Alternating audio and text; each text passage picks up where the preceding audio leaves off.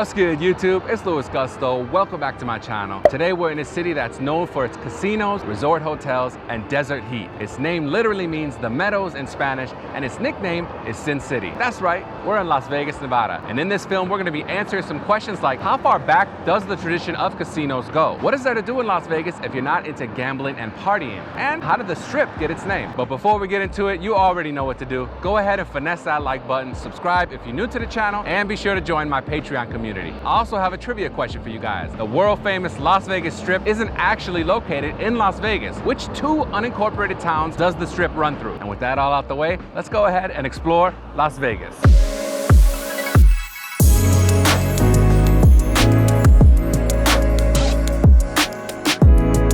Las Vegas is located in the southwestern United States in the Mojave Desert in the state of Nevada. Nearby major cities include Los Angeles, San Diego, and Phoenix. Las Vegas is about 1,500 miles from Chicago, and to get to Las Vegas, we flew into McCarran International Airport. There's no longer an Amtrak station in Las Vegas, but you can drive here as this city was literally built around automobiles. To get around Las Vegas while you're here, your best bet is going to be driving. There is some public transportation though, including a bus system and a couple of different monorails. Speaking of bus systems, the Deuce bus runs north and south along the Strip and also goes to downtown Las Vegas. Walking around here really isn't an option unless you'll be concentrated mainly on the Strip or in downtown.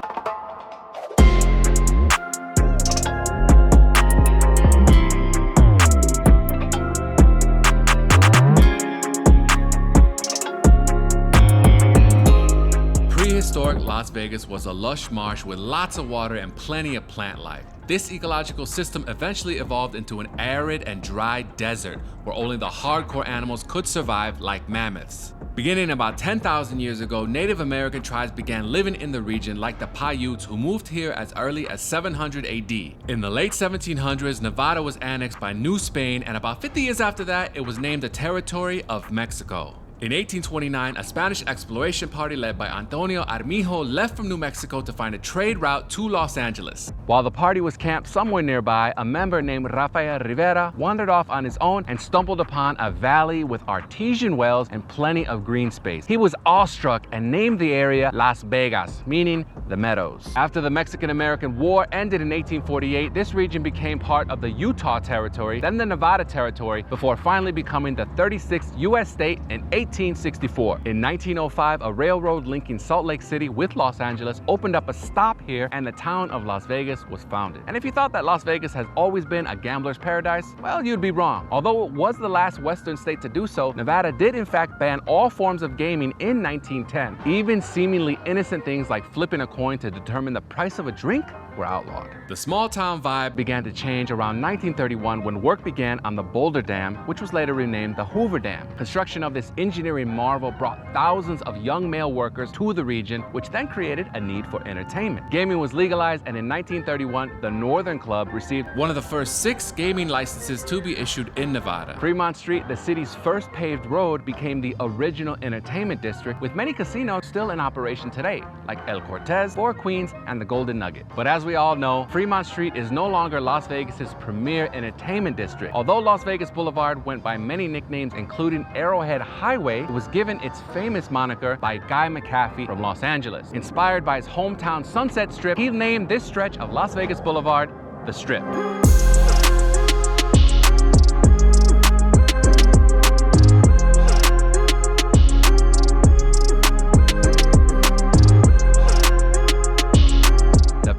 Dice Club was the first casino in 1931, and El Rancho Vegas was the first resort casino in 1941 to be built on the Strip. El Rancho Vegas was founded by Thomas Hull, and people thought he was crazy for building something so extravagant in such a remote area, but he was actually targeting travelers from Los Angeles driving up this freeway. Like many of the first casinos, it had an Old West theme. Over the years, organized crime bosses like Bugsy Siegel became interested in Las Vegas and began funding casinos like the Flamingo, which still stands today. As As the casinos and resorts flourished, Las Vegas began earning its reputation as the entertainment capital of the world. Things were so great that in 1950, Las Vegas Mayor Ernie Cragen attempted to annex the two towns that the Strip runs through, Winchester and Paradise. However, casino and resort owners rallied against this and rejected the change. Tropicana opened in 1957, Caesar's Palace in 1966, and the original MGM Grand opened in 1973. More recently, the Cosmopolitan, Vdara, and Resorts World have continued to push the evolution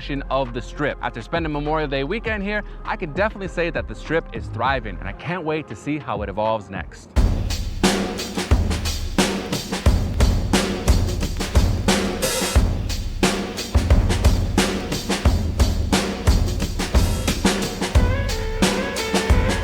The architecture of Las Vegas is a fascinating subject. Compared to other major US cities, it's not really that old, having only been founded in 1905 and not quite coming into its own until the 1930s. Also, unlike other major US cities, landmarks and preservation really aren't things here, or at least it seems that way. If you're looking for the resorts and casinos from the olden days of Las Vegas, you'll likely be disappointed because they've probably been demolished. But the city does incorporate its heritage in various other ways. The best place to see vintage Las Vegas is the Fremont Street Experience, a stretch of the historic road that's been closed off to vehicle traffic since 1994. There you can marvel at the flashing lights of Four Queens, the D, Binions, and Golden Gate. On the Strip, you have architecture inspired by a wide variety of regions and eras of the world. The Luxor is a resort and casino inspired by ancient Egypt. It's housed in a Great Pyramid, complete with a giant obelisk and sphinx. It was built in 1993, but was designed thousands of years ago. Paris Las Vegas has a half-scale replica of the Eiffel Tower, complete with observation deck. It also has a mini replica of the Arc de Triomphe, and its main building is inspired by classic Parisian architecture. The Venetian incorporates the architecture of Venice as well as its iconic canals. New York Resort Casino presents an NYC-style skyline as its hotel and comes complete with mini replicas of the Statue of Liberty, Grand Central Station, and the Brooklyn Bridge. Forget about it. Caesar's Palace borrows heavily from ancient Roman architecture, while the Aria and Cosmopolitan bring contemporary architecture to the Strip. The Lou Ruvo Center for Brain Health was designed by Frank Gehry, cost $100 million to build, and opened in 2010. Gehry also designed the Guggenheim Museum in Bilbao, Spain, and the Pritzker Bandshell in Millennium Park in Chicago. The Supreme Court of Nevada, located at Clark Avenue and 4th Street, was built in 2017 and is proof that you can still design neoclassical buildings even in this day and age. This marble structure is modeled after other historic courthouses, including the U.S. Supreme Court building. The Las Vegas High School building was constructed in 1930 and is a rare surviving example of Art Deco architecture in Las Vegas. It's on the National Register of Historic Places and is a super niche subdivision of Art Deco referred to as Aztec Modern. If you look closely, you can see the Aztec motif detailing on this building. In my humble opinion, it's one of the most beautiful historic buildings in this city.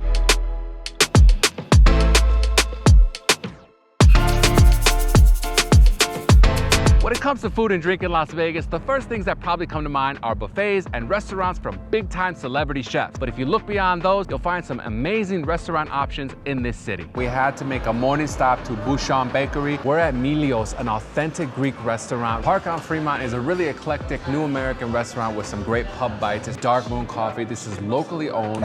Island Sushi and Grill for lunch. This is an authentic Hawaiian restaurant. Chinatown also has some amazing food options like Shigotonin and Shabuya. Let us know in the comments if you want a full food tour of Chinatown, Las Vegas.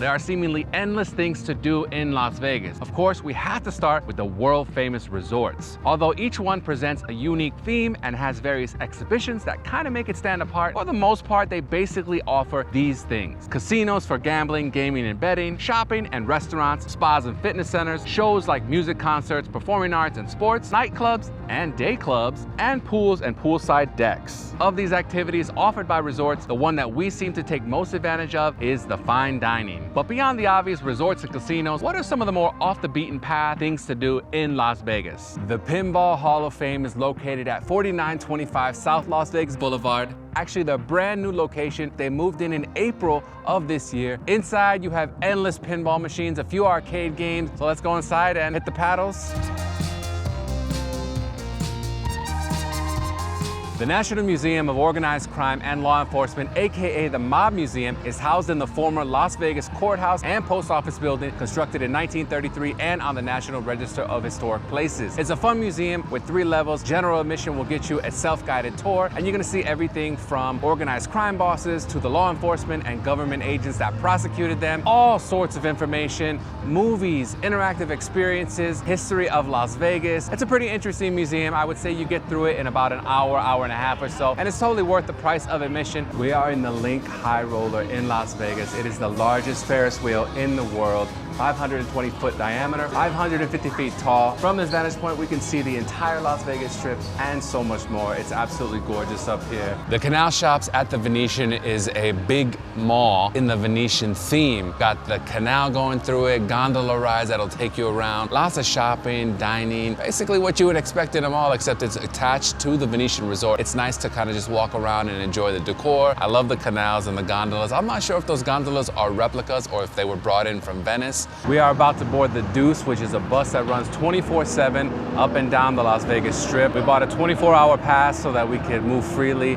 It's super hot out here, and as much as I love walking, I would much rather be on a double-decker air-conditioning bus, so let's go. Resorts like the Bellagio and the Mirage offer free water shows every hour. The Bellagio Conservatory is also completely free. Most of what you'd want to do is located along the Strip, but don't forget about downtown Las Vegas. You can enjoy some historic casinos in a pedestrian-only zone. Go inside Golden Nugget to see the largest gold nugget on public display. Downtown LV even has an arts district with lots of street murals. The Valley of Fire State Park makes a great day trip for hikers and lovers of natural history. Las Vegas is also home to 2 major American sports franchises, the Golden Knights of the NHL, they were founded here, and the Raiders of the NFL, formerly of Oakland.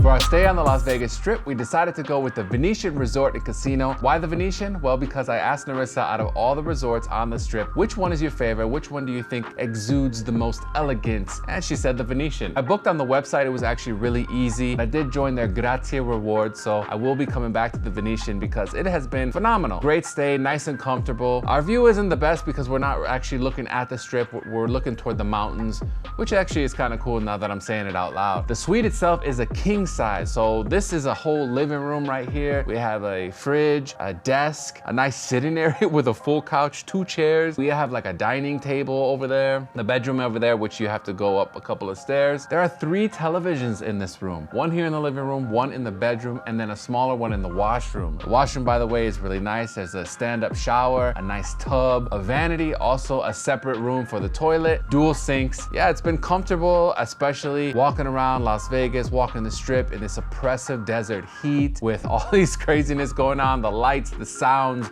the people, the atmosphere is just, it can be overwhelming, but you know, we're having fun, and at the end of the night, we can come here, get a nice shower, watch a little TV, and then pass out on the king-size bed. And of course, this is one of the best locations on the Strip. It's not too far north or south. It's kind of right in the heart of everything. Overall, I've liked the Venetian. Great staff, comfortable room, everything's nice and clean. I just love this Venetian theme, that kind of Renaissance Italian motif.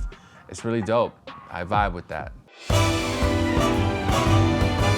So where do we start off with the vibe of Las Vegas? Well, like the old saying goes, what happens in Vegas stays in Vegas. No matter what though, I wouldn't expect a chill vibe. Things are pretty intense here. The lights, the sounds, the food, and the people. You really can find whatever you are looking for here, if you know what I mean. But if you're more into relaxation, you can stay in your resort the entire time. You'll be well taken care of and have a pretty good trip. I'll be honest, the reason that I visited Las Vegas 3 times in the past 2 years is to visit Narissa's family. But from there, I wanted to learn more about this place, from the history, the restaurant, and the things to do. The biggest change for me is my perception of the restaurants of Las Vegas. For a long time, I just thought about chain restaurants and the big buffets, which were dope when I was 15, but now my palate is a little bit more sophisticated. Luckily, in Las Vegas, I can look forward to a wide variety of cuisines that always come through. Las Vegas is such a fun city with so many things to do, great architecture, and some really fascinating history. I know that each time I come here, I can plan something a little bit different, get some great food. The heat's a bit much, but I think it's worth it to spend a few days in this great town. Did y'all get the answer to the trivia question? The Las Vegas Vegas Strip actually runs through Winchester and Paradise, two unincorporated towns here in Clark County. In the comments below, let us know what city you'd like us to visit next. And if you enjoyed this Las Vegas travel guide, go ahead and finesse that like button, subscribe if you're new to the channel, and I would really appreciate it if you share this film